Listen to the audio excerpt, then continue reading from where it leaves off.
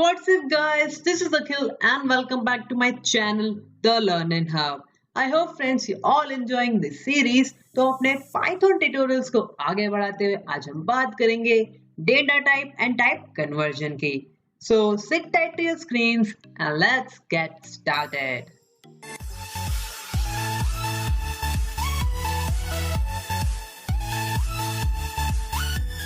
सबसे पहले बात करेंगे डेटा टाइप्स की. पाइथन में डेटा ब्रॉडली 5 कैटेगरीज में डिवाइडेड है, जो कि है numbers, dictionary, Boolean, then sets and at last sequences. Numbers are further classified in 3 subcategories, that is integer, float and complex numbers.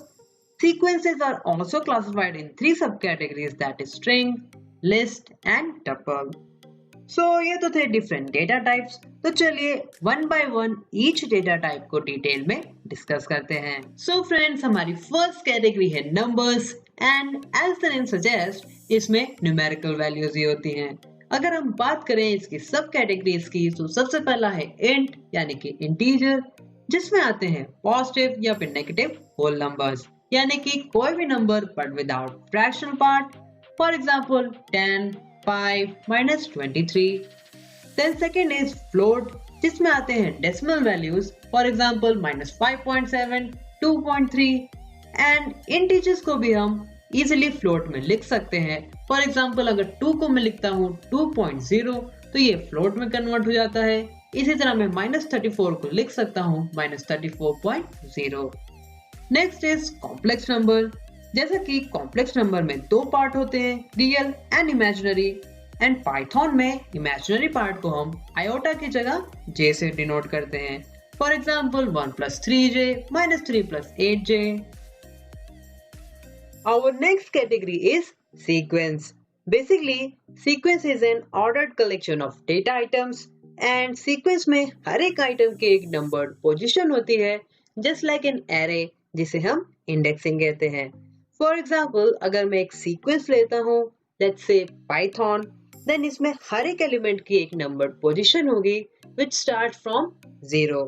Now अगर मुझे इस सीक्वेंस में एंड की इंडेक्स जानना है, तो इसमें काफी लोग मिस्टेक कर देते हैं. अगर आप सिंपली काउंट करेंगे फ्रॉम p, दैट इज 1, 2, 3, 4, 5, 6, तो एंड का इंडेक्स आएगा 6, बट दैट इज रॉन्ग, क्योंकि यहाँ पे हमारा इंडेक्स शुरू होता है 0 से. So that's why n का इंडेक्स होगा 5. So friends, आपको इस बात का यहाँ पे ध्यान रखना है. Now आते हैं इसकी सब कैटेगरीज पे. So first is string.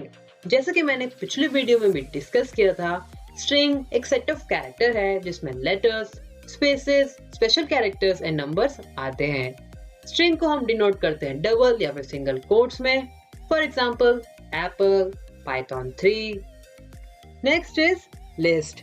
ये एक्चुअल में डेटा आइटम की लिस्ट ही होती है, एंड इसमें सिमिलर या फिर डिफरेंट डेटा टाइप्स का डेटा असाइन कर सकते हैं. लिस्ट को हम रिप्रेजेंट करते हैं स्क्वायर ब्रैकेट्स में. फॉर एग्जांपल मैंने यहाँ पे एक लिस्ट क्रिएट की है जिसमें 3 एलिमेंट्स है, स्पैम, 20.5 एंड 5. एंड जैसा कि आप यहाँ पे देख सकते हैं, इसमें भी इंडेक्सिंग फॉलो होती है.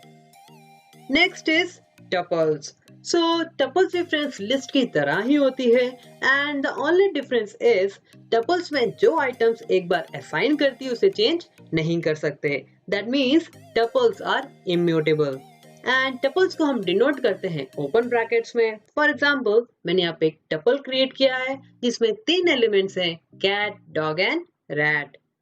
अगर आपको डेटा एंट्रीज चेंज करनी है तो लिस्ट का यूज करिए, एंड अगर आपका डेटा फिक्स्ड है तो उसके लिए टपल्स का यूज करिए. अगली कैटेगरी है sets. Set is an unordered collection of data types. That means इसमें इंडेक्सिंग नहीं होती, एंड सेट्स में डुप्लीकेट एंट्री अलाउड नहीं है. दैट मींस आप एक एंट्री एक बार ही लिख सकते हैं. सेट्स को हम डिनोट करते हैं कर्ली ब्रैकेट्स में.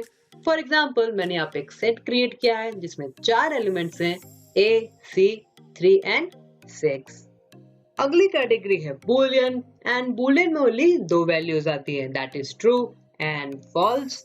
Basically Boolean values condition check करने के लिए यूज होती हैं कि कौन सी स्टेटमेंट सही है एंड कौन सी कंडीशन सेटिस्फाई नहीं हो रही, जो कि हम फर्दर वीडियोस में एक्सप्लोर करेंगे.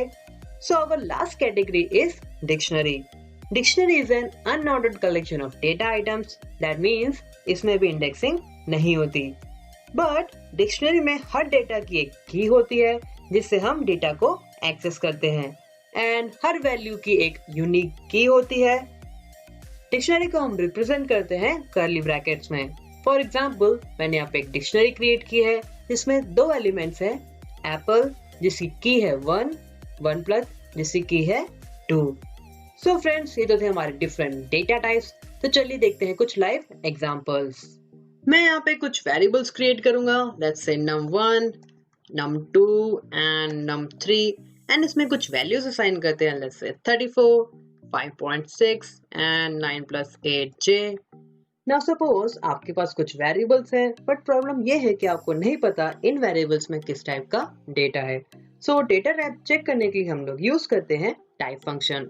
For that I am writing here type then brackets and bracket के अंदर वेरिएबल का नेम. सो num1 का डेटा टाइप है int. इसी तरह हम बाकियों का भी चेक करते हैं. num2 का डेटा टाइप है float and for num3 also. num3 का डेटा टाइप है complex.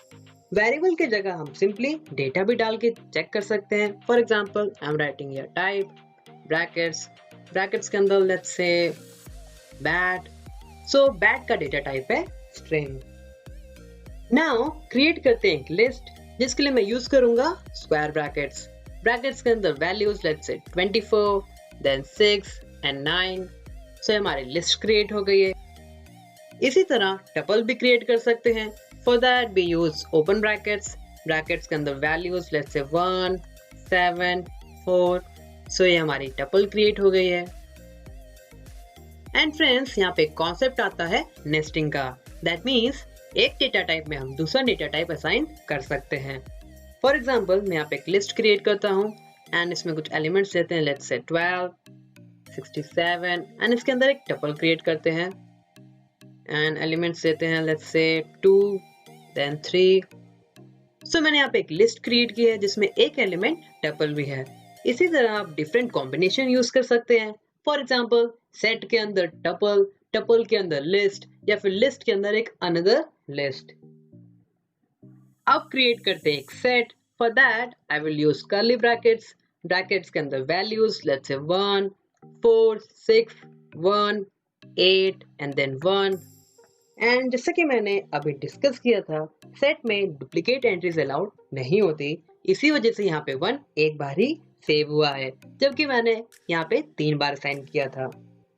Next is Boolean use होते हैं कंपेयरिंग या फिर कंडीशन चेक करने के लिए. कंपेयरिंग के लिए हमारे पास टोटल 6 बूलियन ऑपरेटर्स होते हैं जो कि है equals to, not equals to, greater than, less than, greater than और equals to and less than और इक्वल्स टू. फॉर एग्जाम्पल मैं यहाँ पे लिखता हूँ let's say 2 is equals to 4 that is false and इसी तरह 9 is greater than 5 that is true. So friends, ये तो थे डिफरेंट डेटा टाइप्स. अब आते हैं डेटा टाइप कन्वर्जन पे. सो फ्रेंड्स, पाइथन में हम एक डेटा टाइप को दूसरे डेटा टाइप में इजीली कन्वर्ट कर सकते हैं बाय यूजिंग सम फंक्शंस. तो चलिए कुछ एग्जांपल्स लेते हैं.